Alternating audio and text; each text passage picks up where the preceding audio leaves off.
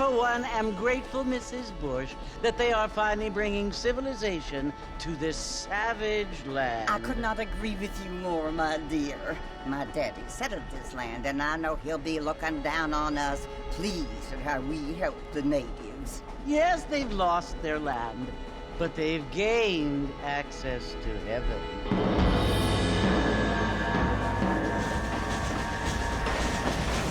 But, Father, do you mean unless an innocent receives communion, they're destined to go to hell? That hardly seems fair. What I mean to say, Jenny, is that there is a great deal of difference between an innocent and a savage. I never thought of it that way. Yes, they lived like animals, but they're happier now.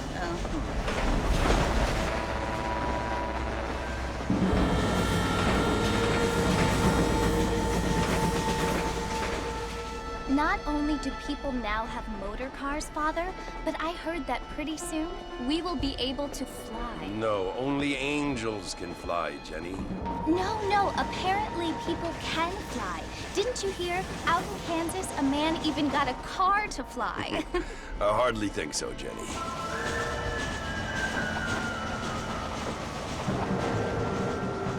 Apparently, Mr. Johns wants to run for governor, which is why he's so concerned with cleaning up the state. Nate Johns.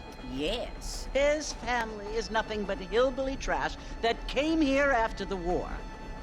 I don't want to be judgmental, but this state should not be ruled by such a disgusting family.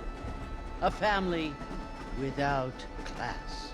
Apparently, the Johns family have made a lot of money, and he has a lot of friends in politics. Mrs. Bush, money isn't everything. There are many things that money cannot buy. It seems that money can buy voters, though.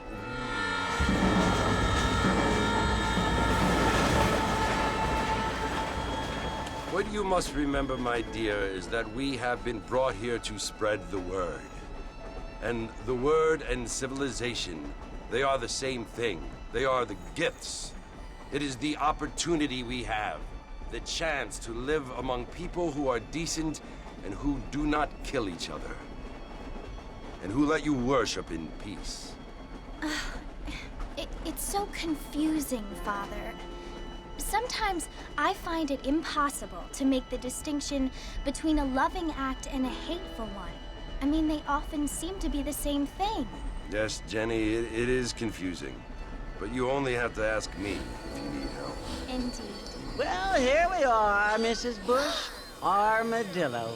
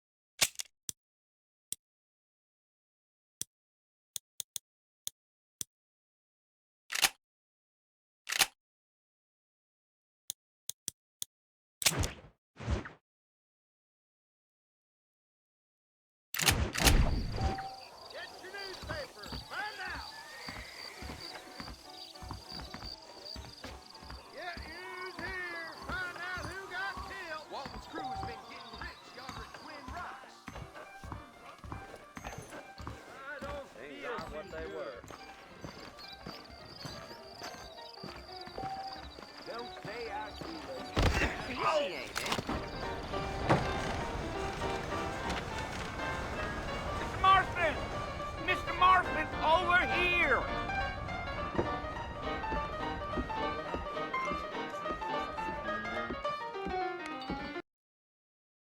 You must be John Marston. Sometimes. I'm Jake.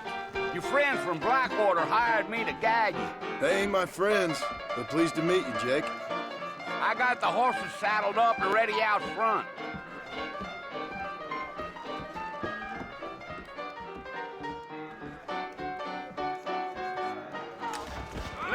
going, Mr. Marshal. The Marshal don't take kindly to that kind of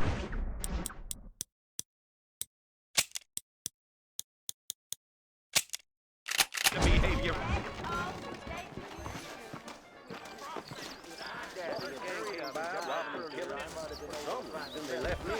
Well, here, let's mount up and hit the trail.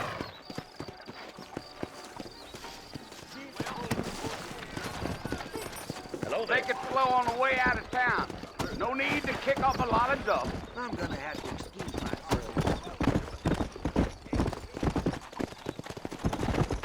Whoa there.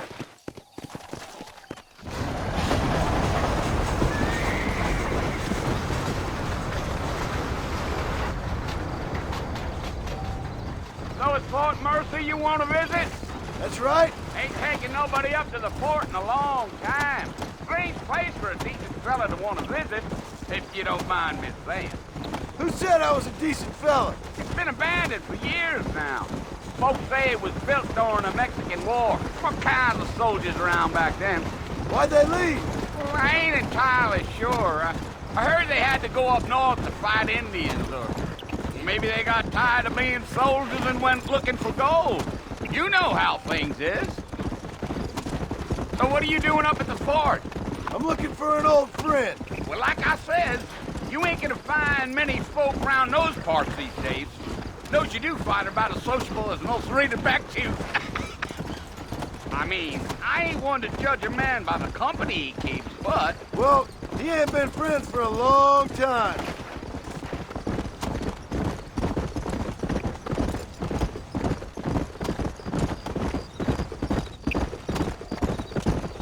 Are you planning on spending any time in Armadillo, Mr. Marston? I doubt it. I ain't planning on staying very long. Well, if you're fixing for some female company, you can do a lot worse than Armadillo. Fine as cream gravy they are. Not like Thieves' Landing. Dang, those girls ain't even fit for a drinking man to hole up with. I'm a married man, I'm afraid. Ain't we all?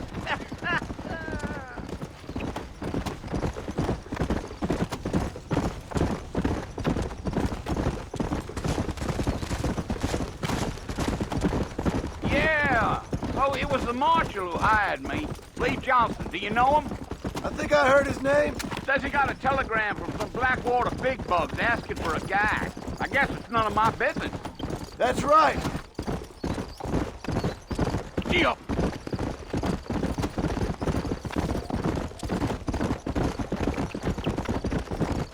You ain't very talkative, are you? Nope. I'm just chewing the dog, mister. It's how I am. I don't mean nothing by it. Trust me. There's things you better off not knowing. Come on. Damn coyotes. What a waste of good meat. Almost there, Mr. Marston. Just over this hill. Yeah, yeah. Easy. Listen, mister. This here is what's left of Fort Mercer. Some gang rode in and took the place over. So I understand. This is where we part ways, friend. You have yourself a good time.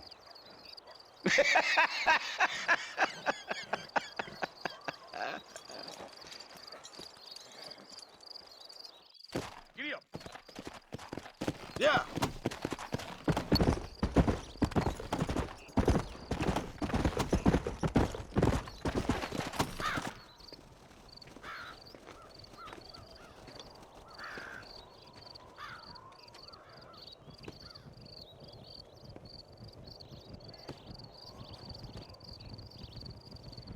Bill! Bill, I've come for you! Bill Williamson! Come out here right now! Go away now, John. Don't make me kill you. Nobody needs to kill anyone, Bill.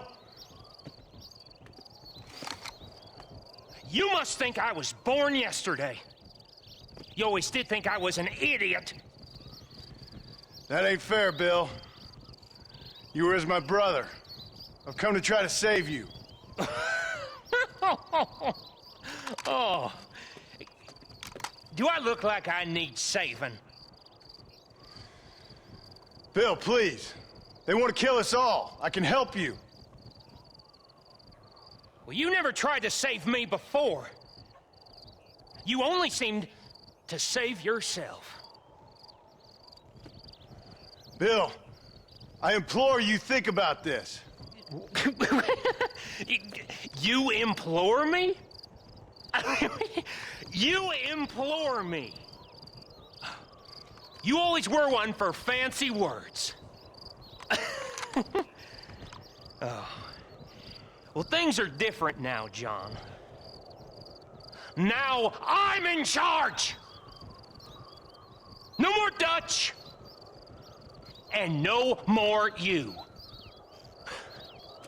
Implores. I implores you to go back and tell them to send someone just a little bit more impressive next time. Well? Oh. Poor John.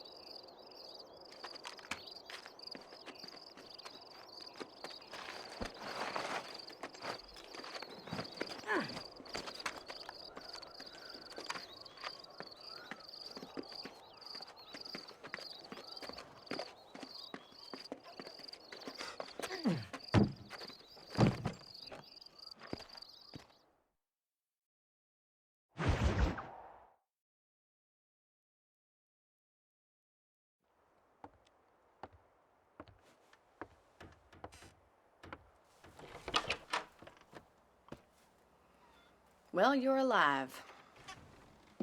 So it would seem. So, how do you feel? I don't know the polite word for it. I do. Stupid is the word we use around here. What were you doing? I was doing something stupid. Well, you'll be okay.